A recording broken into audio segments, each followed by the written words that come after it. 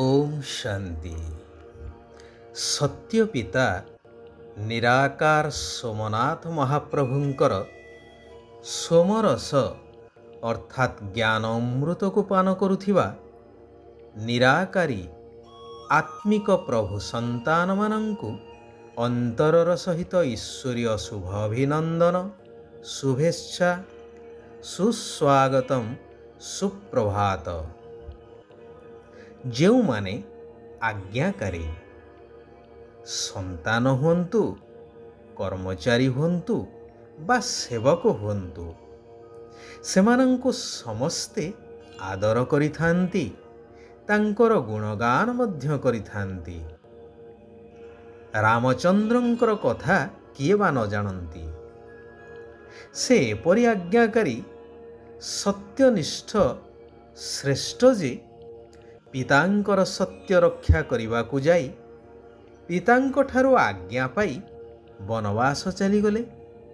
पुणी दिने नुहे मासे नुहे वर्षे नुहे पूरा 14 वर्ष साथीरे पत्नी एवं अनुज लक्ष्मण को सांगरे धरी एहा संसार रे विरल।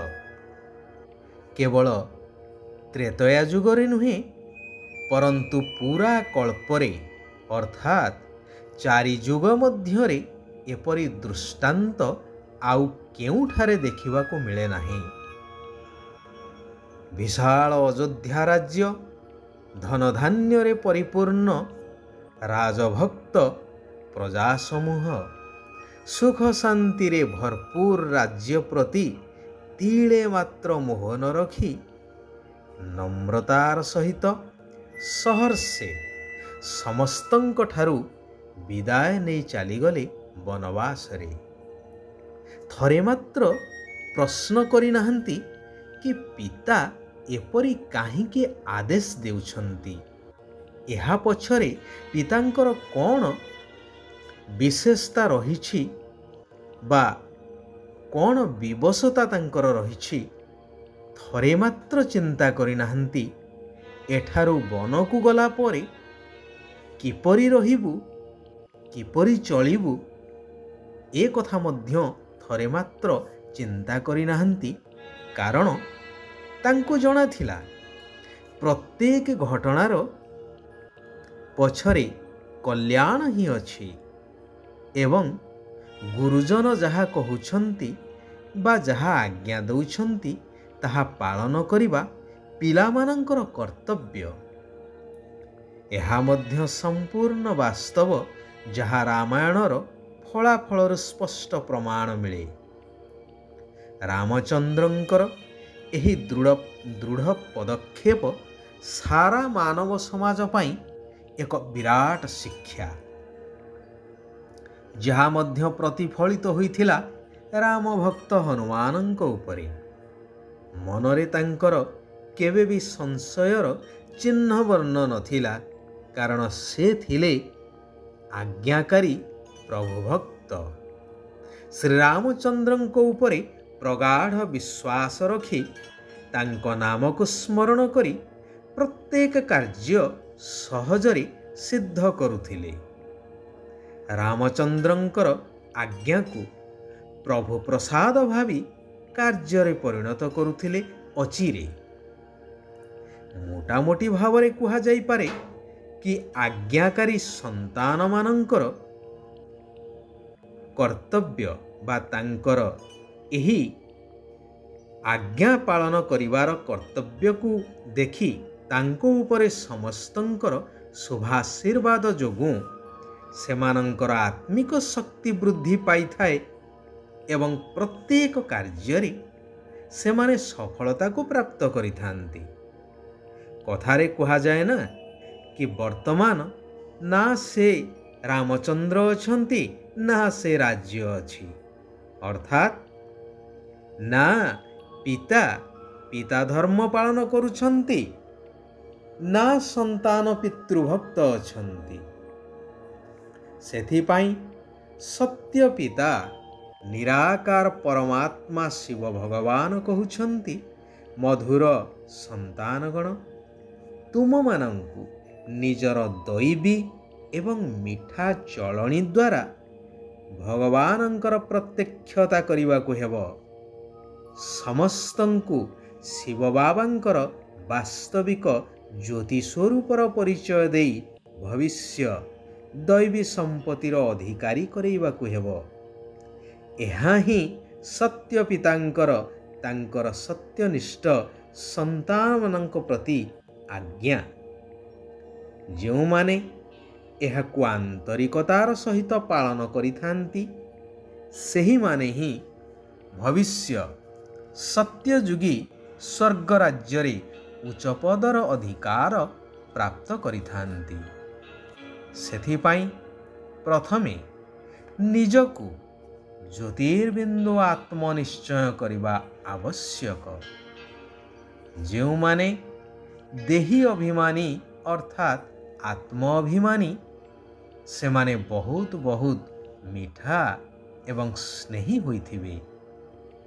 ସେମାନେ ଭଗବାନଙ୍କର ଶ୍ରୀମତ ଅନୁସାରେ ସଠିକ୍ ଭାବରେ ଚାଲିବେ। କେବେ କୌଣସି ବି କାର୍ଯ୍ୟ ପାଇଁ ବାହାନା କରିବେ ନାହିଁ। ସର୍ବଦା ଆଜ୍ଞାକୁ ପାଳନ କରି ଚାଲିବେ। କେବେ ହେଲେ ମନା କରିବେ ନାହିଁ। ଯେବେ କି ଦେହ ଅଭିମାନୀ ବା ଦେହ ଅହଙ୍କାରୀମାନେ ଭାବନ୍ତି ଯେ ଏହି କର୍ମ କଲେ ମୋର ସମ୍ମାନ କାଳେ ଚାଲିଯିବ, ମୋର କାଳେ କ୍ଷତି ହୋଇଯିବ, ମୋର ଶରୀର ଅସୁସ୍ଥ ହୋଇଯିବ ଇତ୍ୟାଦି। କିନ୍ତୁ ଆତ୍ମ ଅଭିମାନୀ ସର୍ବଦା ଭଗବାନଙ୍କର ନିର୍ଦ୍ଦେଶ ଅନୁସାରେ ଚାଲିବେ। ଶିବ ବାବାଙ୍କ ପ୍ରତି ପୁରା ସମ୍ମାନ ରଖିବେ। କେବେ ହେଲେ କ୍ରୋଧରେ ଆସି ବାବାଙ୍କର ଅବଜ୍ଞା କରିବେ ନାହିଁ। ସେମାନଙ୍କର ନିଜର ଦେହ ପ୍ରତି ମଧ୍ୟ ଆକର୍ଷଣ ନଥିବ। ଶିବ ବାବାଙ୍କର ୟାଦ ବା ସ୍ମୃତି ଦ୍ୱାରା ନିଜର କଲ୍ୟାଣ କରିଚାଲିବେ। କୌଣସି କଥାକୁ ଅକଲ୍ୟାଣ ହେବାକୁ ଦେବେ ନାହିଁ। ସେଥିପାଇଁ ଉତ୍ତମ ଜ୍ଞାନୀ ଆତ୍ମାମାନଙ୍କର ସର୍ବଦା ସଙ୍ଗ କରିବାକୁ ହେବ। ଦେହ ଅଭିମାନୀମାନଙ୍କର ସଙ୍ଗଠାରୁ ବହୁତ ଦୂରରେ ରହିବାକୁ ହେବ। ଶିବ ବାବାଙ୍କ ଦ୍ୱାରା ଏହି କଲ୍ୟାଣକାରୀ ପୁରୁଷୋତ୍ତମ ସଙ୍ଗମ ଯୁଗରେ ସ୍ଥାପିତ ଜ୍ଞାନଯଜ୍ଞର ବହୁତ ସ୍ନେହର ସହିତ ସ୍ୱଚ୍ଛ ହୃଦୟର ସହିତ ଦାୟିତ୍ୱ ବହନ କରିବାକୁ ହେବ। ଶିବ ବାବା କହୁଛନ୍ତି, ଜ୍ଞାନ, ଗୁଣ ଏବଂ ଶକ୍ତି ଗୁଡ଼ିକରେ ସମ୍ପନ୍ନ ହୋଇ ଦାନ କରୁଥିବା ମହାଦାନୀ ହୁଅ। ଯେହେତୁ ତୁମମାନଙ୍କର ପିତା ସ୍ୱୟଂ ଭଗବାନ ଦାତା, ବରଦାତା, ଭାଗ୍ୟ ବିଧାତା, ତେଣୁ ତାଙ୍କର ସନ୍ତାନ ହିସାବରେ ତୁମକୁ ମଧ୍ୟ ସମସ୍ତଙ୍କୁ ମହାଦାନୀ ହୋଇ ଦାନ କରିବାର ଅଛି। ଜ୍ଞାନ, ଗୁଣ ଏବଂ ଶକ୍ତି ଗୁଡ଼ିକର ସାରା ଦିନ ଭିତରେ ଯେଉଁମାନେ ତୁମ ସମ୍ବନ୍ଧ ସମ୍ପର୍କରେ ଆସୁଛନ୍ତି ସେମାନଙ୍କୁ ମହାଦାନୀ ହୋଇ କୌଣସି ନା କୌଣସି ଶକ୍ତିର, ଜ୍ଞାନର ଅବା ଗୁଣର ଦାନ ଦେଇ ଚାଲ। ଦାନର ଆଧ୍ୟାତ୍ମିକ ଅର୍ଥ ହେଉଛି ସହଯୋଗ ହେବା, ସହଯୋଗ ଦେବା। ତେଣୁ ତୁମମାନଙ୍କୁ ଏହି ତିନି ସମ୍ପତ୍ତିରେ ସମ୍ପନ୍ନ ହେବାକୁ ପଡ଼ିବ। ଗାଳି ଦେଉଥିବା ଆତ୍ମା ହେଉ, ନିନ୍ଦା କରୁଥିବା ଆତ୍ମା ହେଉ, ଯେପରି ବି ହୋଇଥାଉ ତାକୁ ମଧ୍ୟ ନିଜର କଲ୍ୟାଣକାରୀ ମନୋବୃତ୍ତି ଦ୍ୱାରା ବା ଶ୍ରେଷ୍ଠ ସ୍ଥିତି ଦ୍ୱାରା ଗୁଣଦାନ କର। ଯେଉଁମାନେ ଏକମାତ୍ର ଶିବ ବାବାଙ୍କ ଉପରେ ପ୍ରଭାବିତ ହୋଇଛନ୍ତି ସେମାନଙ୍କ ଉପରେ କୌଣସି ବି ଆତ୍ମାର ପ୍ରଭାବ ପଡ଼ିପାରିବ ନାହିଁ। ଆଚ୍ଛା, ସାରା ବିଶ୍ୱର ଆତ୍ମାମାନଙ୍କର କଲ୍ୟାଣ ହେଉ ସମସ୍ତେ ସୁଖ ଆଉ ଶାନ୍ତିର ଅନୁଭବ କରନ୍ତୁ।